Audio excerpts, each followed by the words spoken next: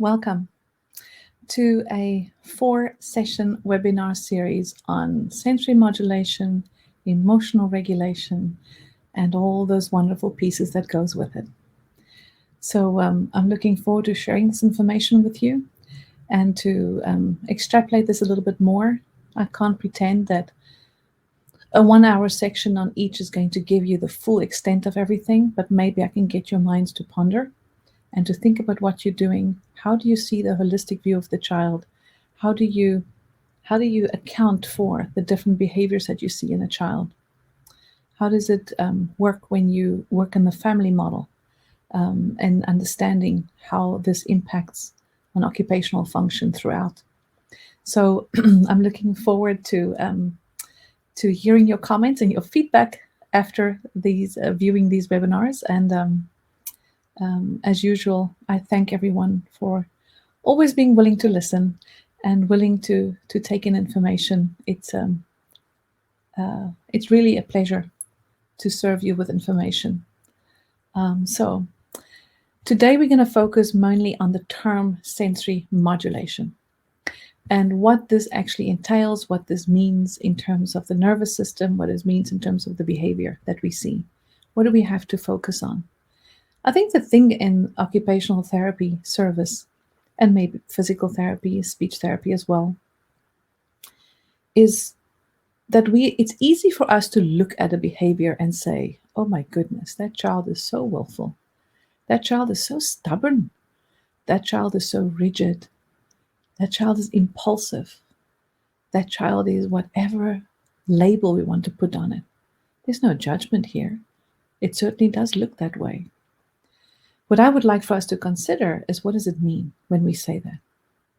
What does it mean to the child's functional outcomes? What does it mean to the child's performance?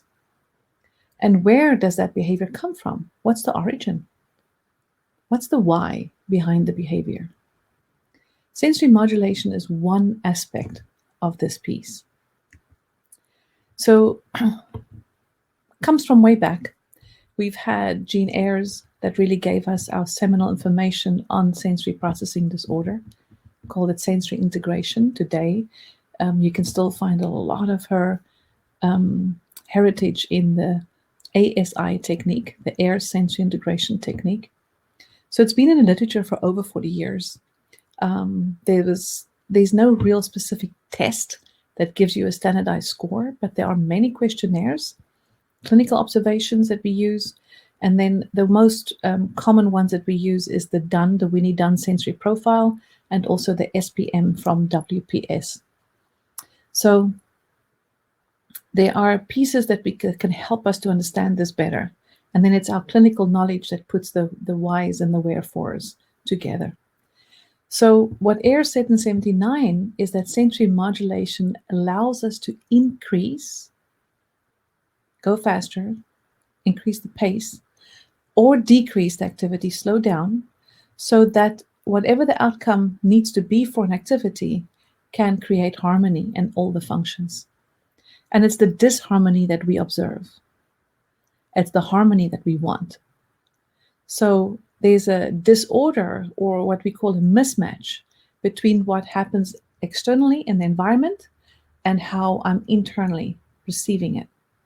Now, these days, there's a lot to be said about an area in the brain called the periaqueductal gray.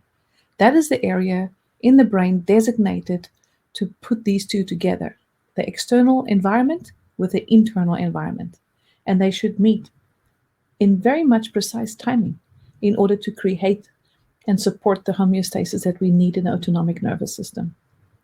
So the limbic system, the hypothalamus, and some of the other pieces associated with this has a significant impact on sensory modulation. The entire area in the brain designated this is what they call the reticular activating system.